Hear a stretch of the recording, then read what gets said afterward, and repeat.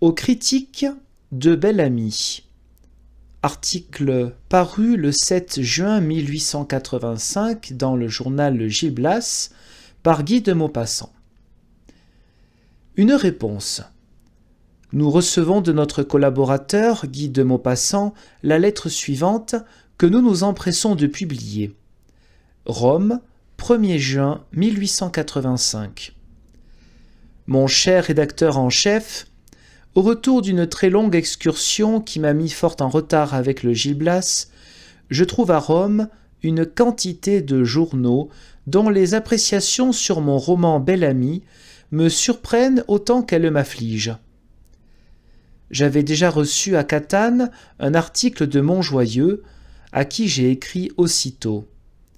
Il me semble nécessaire de donner quelques explications dans le journal même où a paru mon feuilleton. Je ne m'attendais guère, je l'avoue, à être obligé de raconter mes intentions, qui ont été fort bien comprises, il est vrai, par quelques confrères moins susceptibles que les autres. Donc les journalistes, dont on peut dire, comme on disait jadis des poètes, irratibile genus, supposent que j'ai voulu peindre la presse contemporaine tout entière, et généraliser de telle sorte que tous les journaux fussent fondus dans la vie française, et tous leurs rédacteurs dans les 3 ou 4 personnages que j'ai mis en mouvement.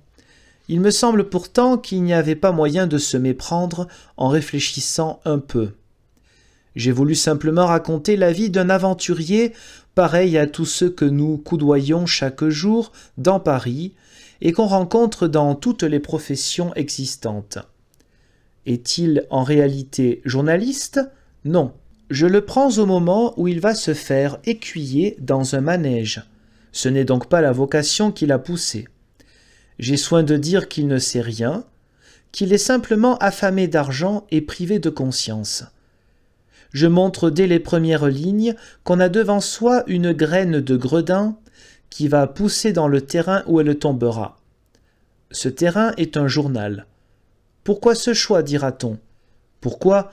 Parce que ce milieu m'était plus favorable que tout autre pour montrer nettement les étapes de mon personnage, et aussi parce que le journal mène à tout comme on l'a souvent répété. Dans une autre profession, il fallait des connaissances spéciales, des préparations plus longues. Les portes pour entrer sont plus fermées, celles pour sortir sont moins nombreuses.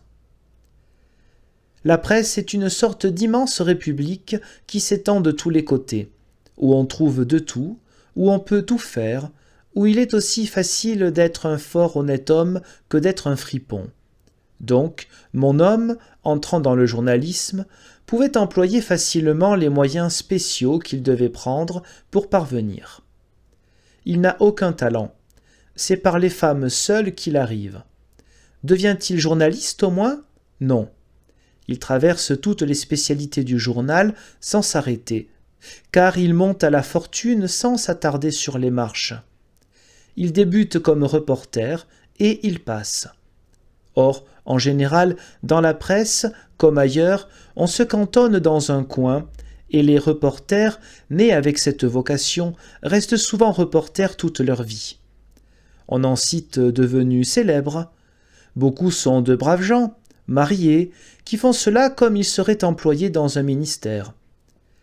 Du roi devient le chef des échos, autre spécialité fort difficile, et qui garde aussi ses gens comme ils y sont passés maîtres. Les échos font souvent la fortune d'un journal, et on connaît dans Paris quelques échautiers dont la plume est aussi enviée que celle d'écrivains connus. De là, Bel-Ami arrive rapidement à la chronique politique. J'espère, au moins, qu'on ne m'accusera pas d'avoir visé messieurs Jean-Jacques Weiss ou John Lemoine. Mais comment me suspecterait-on d'avoir visé quelqu'un ? Les rédacteurs politiques, plus que tous les autres, peut-être, sont des gens sédentaires et graves, qui ne changent ni de profession, ni de feuille. Ils font toute leur vie le même article, selon leur opinion, avec plus ou moins de fantaisie, de variété et de talent dans la forme.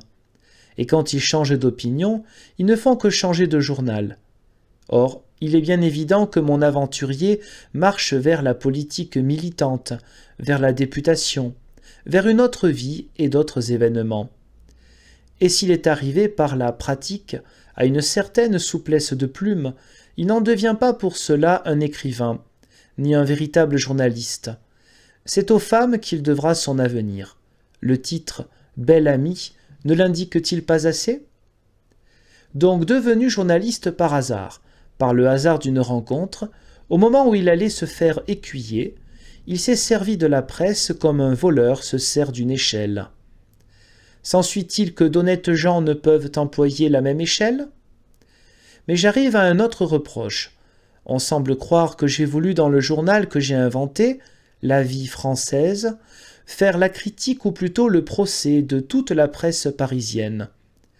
Si j'avais choisi pour cadre un grand journal, un vrai journal, ceux qui se fâchent auraient absolument raison contre moi.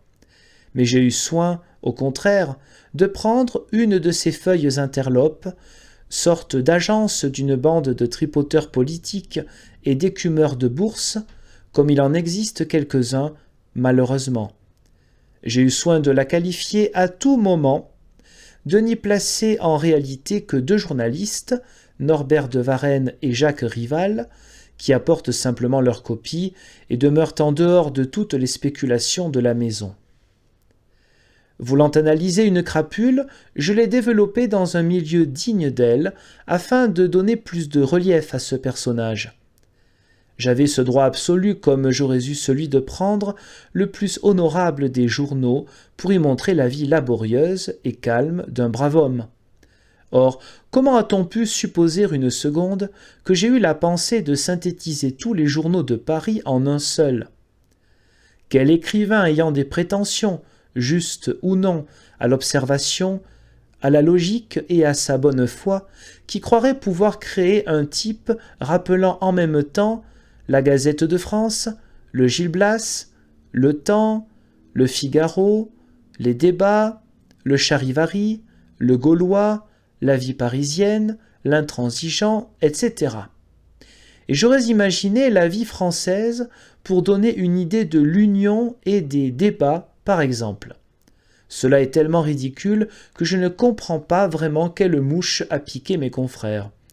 Et je voudrais bien qu'on essayât d'inventer une feuille qui ressemblerait à l'Univers d'un côté et de l'autre aux papiers obscènes qu'on vend à la criée le soir sur les boulevards. Or, elles existent, ces feuilles obscènes, n'est-ce pas ? Il en existe aussi d'autres, qui ne sont en vérité que des cavernes de maraudeurs financiers, des usines à chantage et à émission de valeurs fictives. C'est une de celles-là que j'ai choisie. Ai-je révélé leur existence à quelqu'un ? Non. Le public les connaît. Et que de fois des journalistes de mes amis se sont indignés devant moi des agissements de ces usines de friponnerie. Alors, de quoi se plaint-on ? De ce que le vice triomphe à la fin ? Cela n'arrive-t-il jamais, et ne pourrait-on citer personne parmi les financiers puissants, dont les débuts aient été aussi douteux que ceux de Georges Duroy ? Quelqu'un peut-il se reconnaître dans un seul de mes personnages ? Non. Peut-on affirmer même que j'ai songé à quelqu'un ? Non, car je n'ai visé personne. J'ai décrit le journalisme interlope comme on décrit le monde interlope.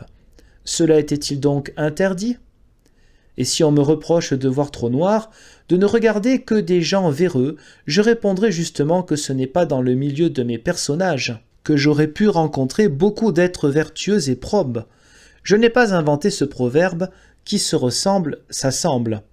Enfin, comme dernier argument, je prierai les mécontents de relire l'immortel roman qui a donné un titre à ce journal, Gil Blas, et de me faire ensuite la liste des gens sympathiques que le sage nous a montrés, bien que dans son œuvre, il ait parcouru un peu tous les mondes.